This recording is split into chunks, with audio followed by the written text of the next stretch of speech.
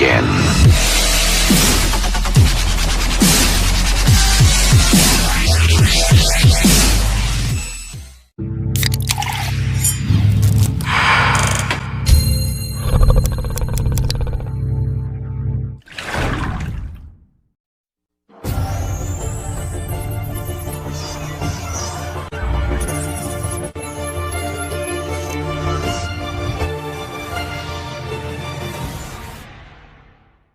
Again.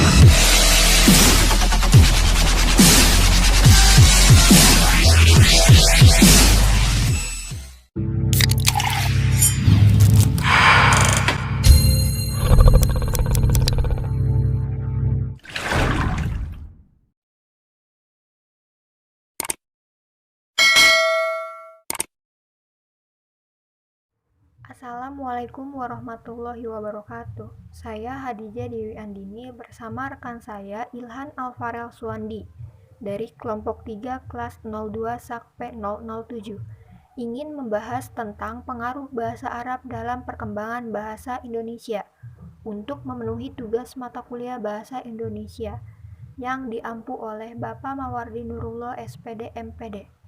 Program Studi Akuntansi Fakultas Ekonomi Universitas Pamulang. Bahasa adalah alat komunikasi, bukanlah sesuatu yang statis. Bahasa tunduk pada hukum perubahan, dan karena itu senantiasa mengalami perkembangan seirama dengan perkembangan masyarakat. Para ahli linguistik berpendapat bahwa tidak ada bahasa yang murni di dunia ini. Oleh karena itu, bahasa-bahasa dapat saling mempengaruhi satu dengan yang lain dalam satu atau dua arah. Meminjam kata dari bahasa lain bukan merupakan sebuah fenomena baru. Hal ini disebabkan oleh 3 faktor, yaitu faktor letak geografis yang berdekatan, faktor kekuasaan, dan faktor kebutuhan, menurut Bakala 1990. Bahasa Indonesia yang mulanya berasal dari bahasa Melayu berkembang terus sesuai dengan perkembangan pemikiran penuturnya. Perkembangan bahasa Indonesia juga tidak lepas dari kontak kebudayaan dengan bangsa-bangsa lain, seperti Belanda, Inggris, Portugis, Cina, Tamil, dan Arab. Hal inilah yang menyebabkan bahasa Indonesia banyak dipengaruhi oleh bahasa-bahasa asing tersebut. Sejak berkembangnya agama Islam di Nusantara ini pada abad ke-13 sampai saat ini dapat dilihat bahwa bahasa Arab telah turut membina dan mengembangkan bahasa Indonesia. Dengan kata lain, agama Islam yang dibawa oleh orang-orang Arab menyebabkan bahasa Arab ikut mempengaruhi bahasa Indonesia. Pengaruh bahasa Arab terhadap bahasa Indonesia dapat dilihat pada banyaknya kata-kata pinjaman bahasa Indonesia yang berasal dari bahasa Arab, terutama kata-kata atau ungkapan yang berkaitan dengan agama Islam. Hasil penelitian menunjukkan bahwa kata serapan dari bahasa Arab menduduki urutan ketiga setelah bahasa Belanda dan bahasa Inggris, yakni 1495 kata menurut Jumariam 1996. Kata serapan. Kata serapan merupakan kata yang berasal dari bahasa asing yang telah diintegrasikan ke bentuk bahasa dan telah diterima pemakaiannya secara umum. Perubahan bentuk. Perubahan kata serapan dari bahasa Arab terjadi karena disesuaikan dengan fonem bahasa Indonesia. Perubahan yang dimaksud di sini adalah penggantian, penghilangan, dan penambahan.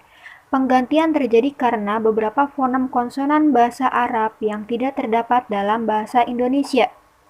Contoh penggantian fonem konsonan. Dalam bahasa Arabnya zohir, dalam bahasa Indonesia lahir. Dalam bahasa Arab makna, dalam bahasa Indonesia makna.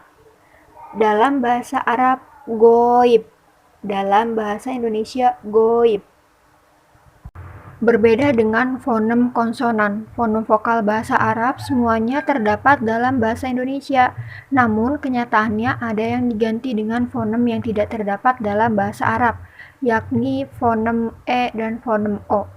Contoh penggantian fonem vokal I, A dengan E.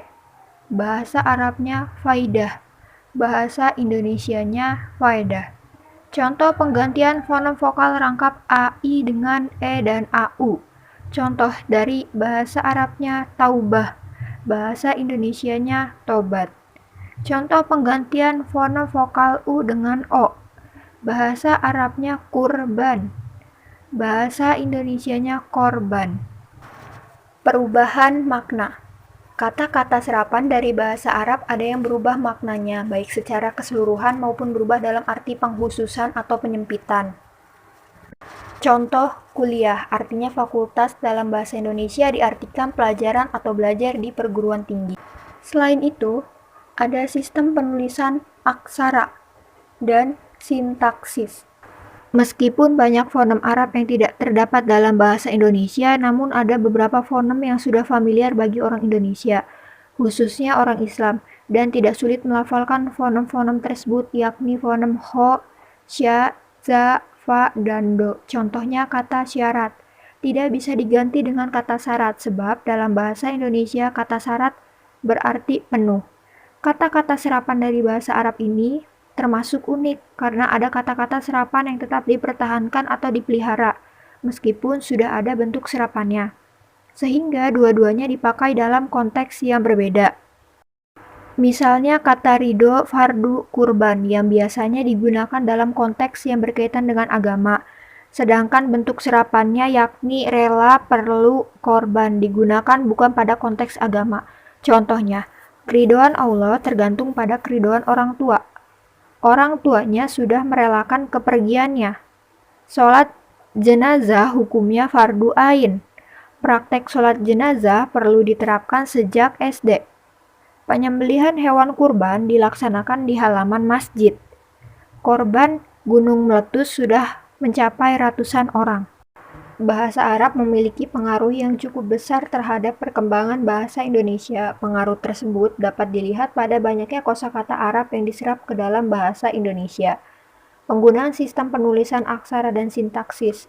Kosakata Arab yang diserap dalam bahasa Indonesia umumnya mengalami perubahan bentuk karena di samping penyesuaian dengan kaidah bahasa Indonesia juga terdapat beberapa fonem Arab yang tidak terdapat dalam bahasa Indonesia.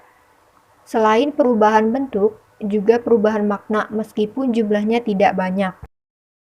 Sekian dari kelompok 3, kurang lebihnya mohon maaf. Wassalamualaikum warahmatullahi wabarakatuh.